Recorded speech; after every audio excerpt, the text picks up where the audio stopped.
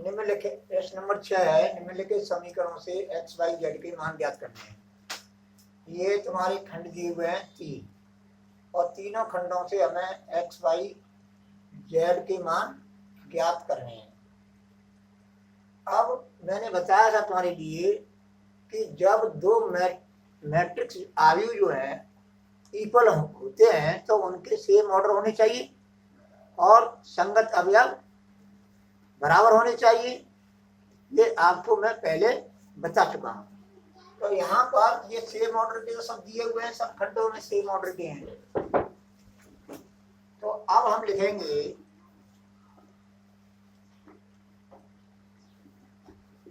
दोनों पक्षों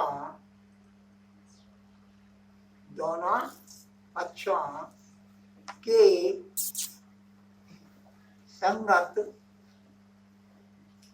संगत अवयवों की तुलना करने पर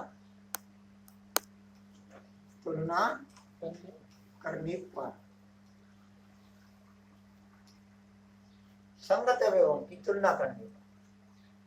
अब यहाँ पर y है तो इसके संगत कौन सा एलिमेंट है? ये है। और ये इसके संगत क्या है? 1 है। तो क्रम से कर लो, पहले x का फिर y का और फिर z का मान। तो x के संगत अवयव कौन सा है? 1 है। तो x बराबर 1। अब y का मान निकालना है तो y के संगत कौन सा एलिमेंट है? 4। तो y बराबर 4। अब z का निकालना है तो z के संगत अवयव देखो, z के संगत क्या है? 3। तो z बराबर 3। यही मान हमको निकालने हैं। Answer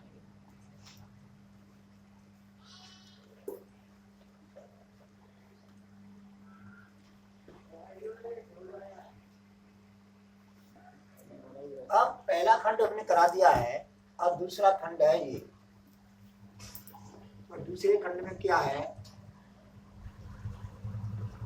x plus y 2 5 plus z x y equal to 6 2 5 8। आप लिखेंगे यहाँ पर दोनों पक्षों के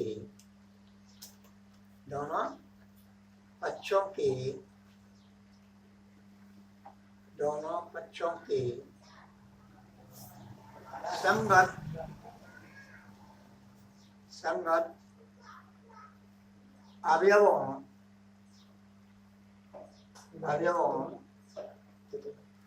की तुलना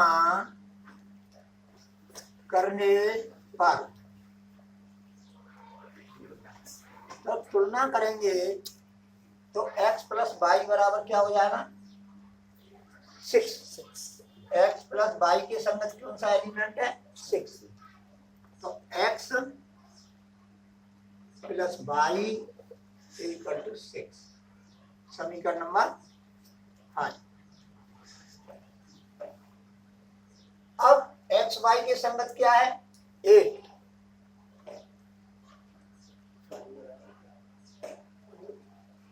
समीकरण number 7।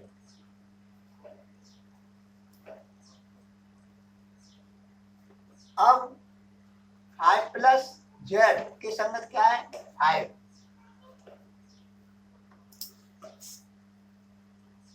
5। Plus z equal to 5 implies that z equal to 5 minus 5। इसका पक्षांतर कर देंगे इधर तो बराबर 0। यानी यहाँ पर डायरेक्ट आ गया z का मान 0। अब समीकरण second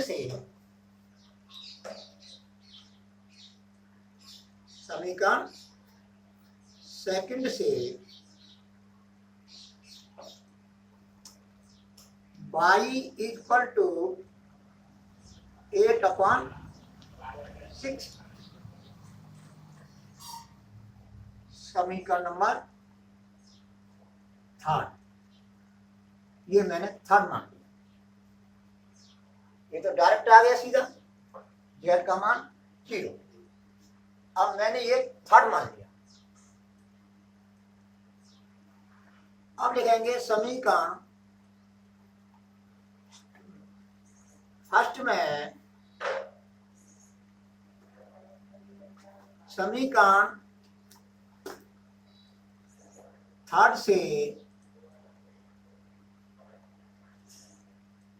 y equal to 8/x रखने पर, थर्ड से फर्स्ट में रखने, तो x इक्वल टू y की जगह हम क्या लिखेंगे, 8/x इक्वल टू 6। अब इसमें से हम एलसीएम ले लेंगे तो x आ जाएगा और यहाँ पर आ जाएगा x² और प्लस के 8 इक्वल टू 6। अब वज्र गुणा करने पर या कैंची गुणा करने पर या बाई क्रॉस मल्टीप्लाइकेशन,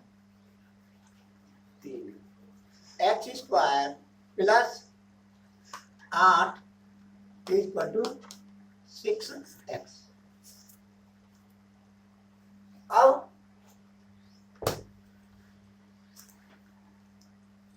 x² पक्षांतर कर देंगे, माइनस 6x को इधर ले आएंगे लेफ्ट हैंड साइड में और प्लस के 8 इक्वल टू 0। अब इसके फैक्टर करेंगे तो x² minus 2 plus 4x plus 8 equal to 0। तो x² minus 2x minus 4x plus 8 equal to 0।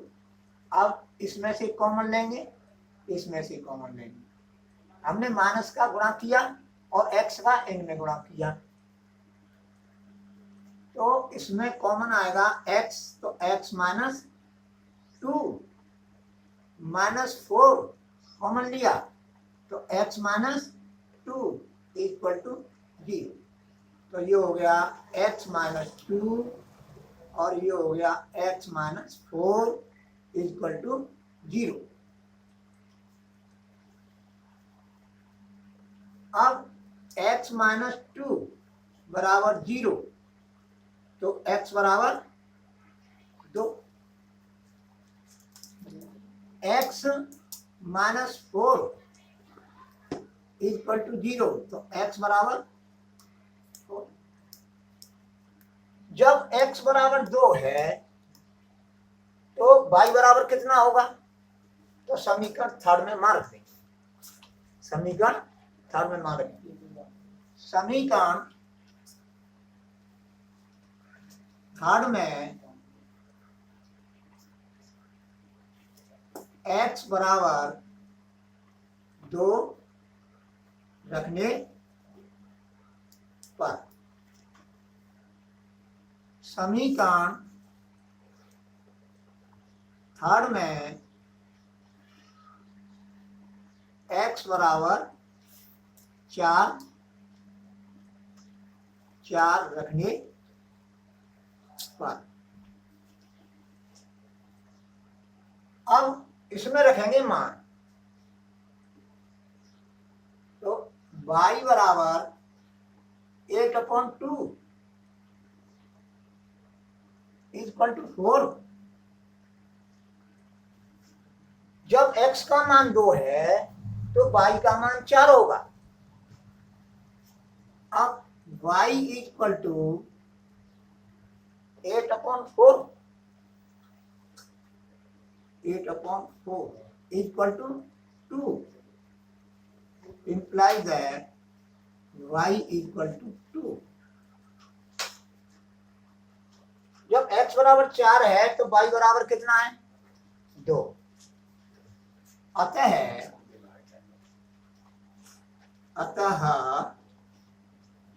x बराबर 2, y बराबर 4, z बराबर 0, या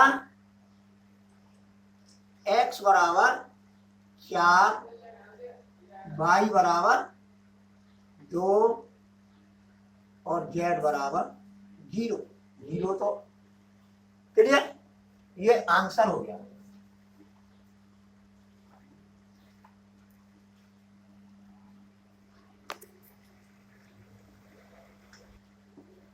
अब ये थर्ड, ये सब आप हल करके बता रहे हैं।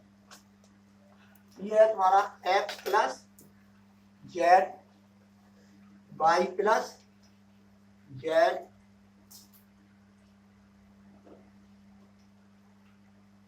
और ये है तुम्हारा बराबर करके 9, 5, 7। अब दोनों पक्षों के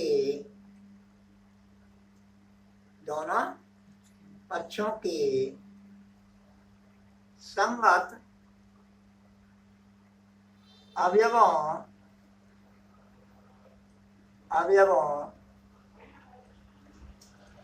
की तुलना करने पर, तो ये हो जाएगा x plus y plus z, इसके संगत क्या है? 9। समीकरण नंबर 8। इसके संगत क्या है? 5, x प्लस जेड के संगत। समीकरण नंबर 2। वाई प्लस जेड के संगत 7।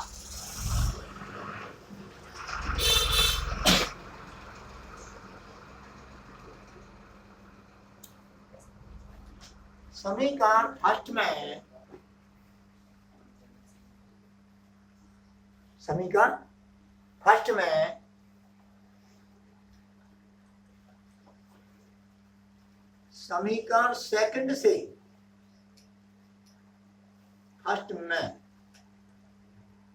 समीकरण सेकंड से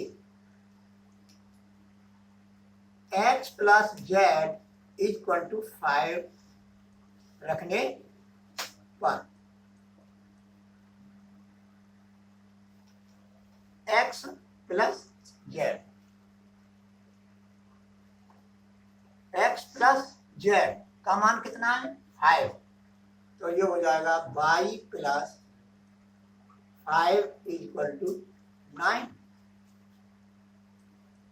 imply that y equal to 9 minus 5 equal to 4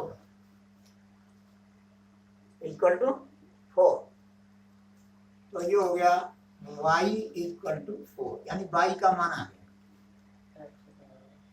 अब तुम्हें x का मान निकालना है, तो समीकरण थर्ड में रख दो, यानी y का मान निकालना है तो हाँ y का z का मान निकालना है तो थर्ड में रख दो। z का मान निकालना है तो थर्ड में रख दो। समीकरण थर्ड में y इक्वल टू 4 रखने पर अब z का मान आ जाएगा। किसका मान आ जाएगा? z का। y का मान रख देंगे तो z का मान आ जाएगा।